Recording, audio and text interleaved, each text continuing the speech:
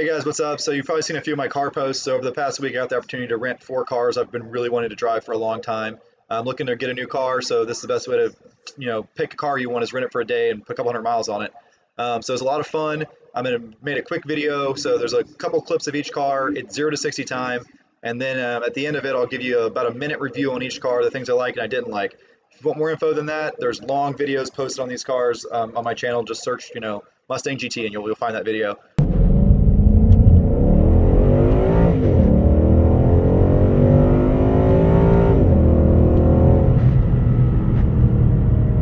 That was a damn near perfect launch. What's your time? 5:21. Keep it down, keep it down, keep it down, keep it down, keep it down, keep it down. Keep it floored. You got it lead.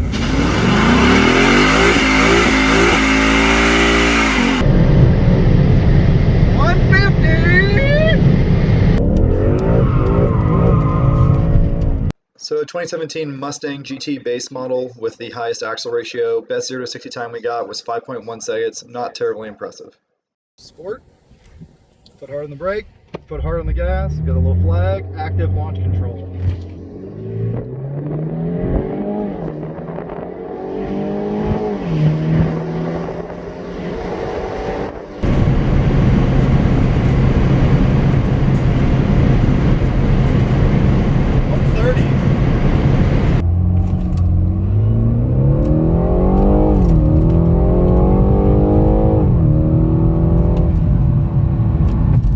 So this little 2019 230i convertible managed to do 0 to 60 in 5.4 with 2 people in it. Pretty impressive, not too far off the Mustang, and it's only got a 4-cylinder little turbo motor with like half the power.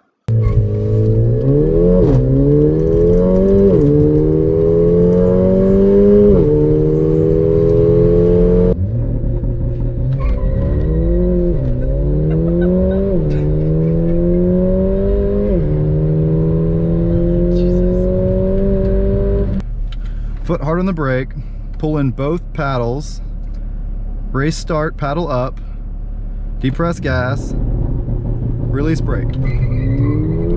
Holy shit!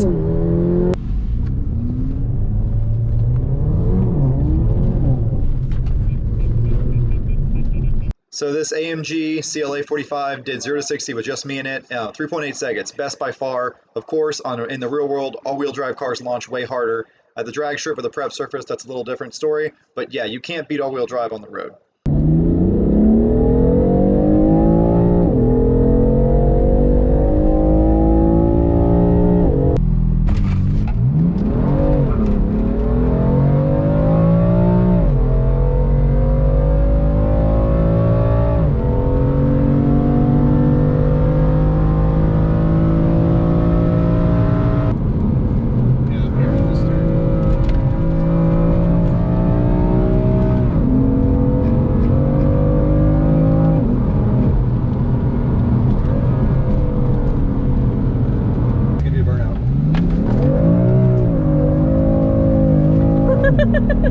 What was our best quarter mile so far? 0 to 60, 4.5?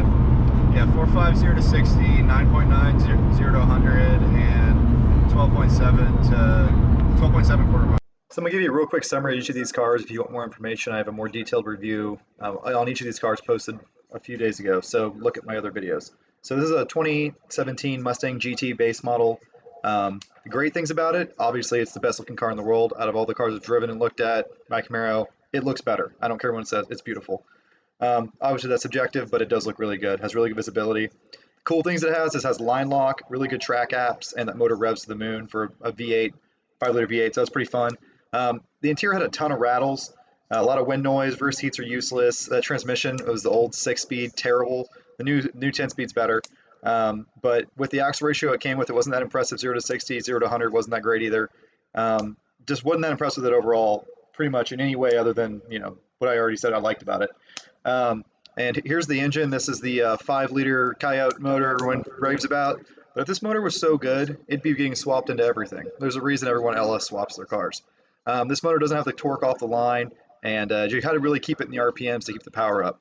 The 6.2 that my Camaro had blew this thing out of the water, in my opinion. But maybe that was just a better transmission. I don't know. So the second car I tested last week was a 2019 2 Series. Really awesome little car. Neat launch control for an entry-level car, and it's actually pretty quick, not much slower than the Mustang, as you saw. Neat little hybrid system, kind of a hybrid system. Want more information on that, watch my other video. Pretty comfortable seats and everything. They could be AC seats, but whatever. Transmission is really sweet. I like the 8-speed in this car a lot. It made that little tiny 2-liter turbo motor feel a lot faster than it should have because the transmission is really smart and really smooth. Problems with this car is the 2 Series, both the regular 2 and the M240 both have open rear diffs, so you can't slide them around even in the rain. Here's the engine. It's very clever, very efficient. We got great gas mileage. The back seats are kind of upright. That was kind of a complaint. This interior is a couple years old. The 2 Series is getting a new interior soon, but this didn't have it. Obviously, that's not out yet. The back seats didn't recline very far. Did not have remote start, and it doesn't have Android Auto yet, but it will be getting Android Auto soon. But it's a little too small, and the back seats aren't quite practical enough, so I'm probably going to end up with a 3 Series.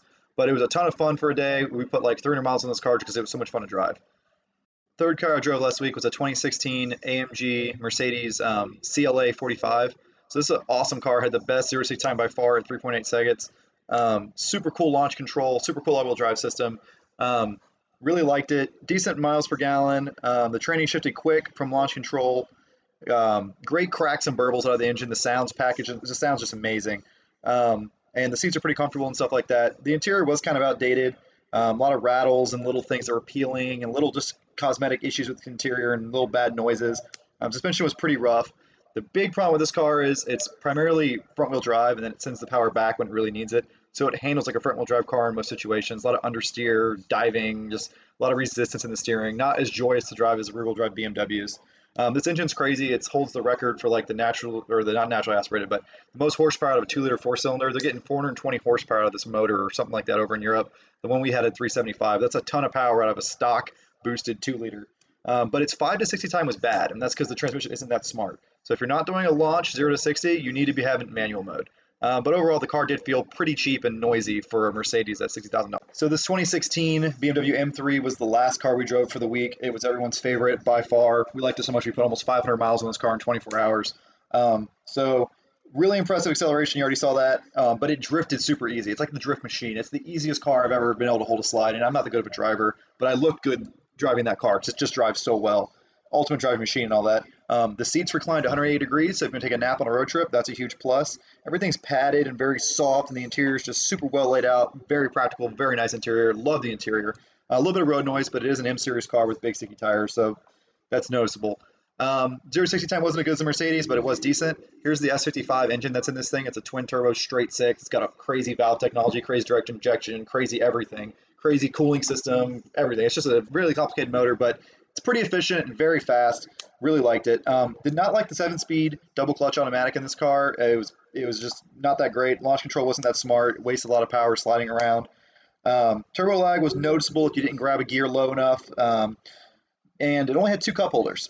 But the handling was sharp. The handling was noticeably the best thing here, and this really sold me on getting a 3 Series. So I'm probably going to get M340i. If you want more videos of this car, like I said, look at my other video on the M3.